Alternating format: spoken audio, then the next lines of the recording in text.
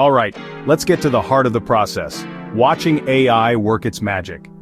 With your constraints locked in, the AI takes over and starts crunching the numbers, simulating, optimizing, and iterating through thousands of possibilities.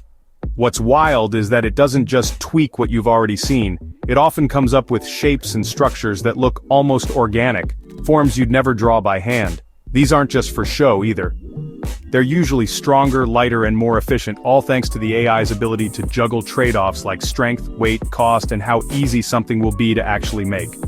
So you get a smorgasbord of options, and you can compare exactly how each stacks up against your priorities. But hold up, before you jump straight to prototyping, you need to know if these AI-generated designs can actually survive in the real world. That's where simulation comes in. Using finite element analysis, or FEA, you can test your part against heat, force, vibration, whatever conditions it'll face once it's built.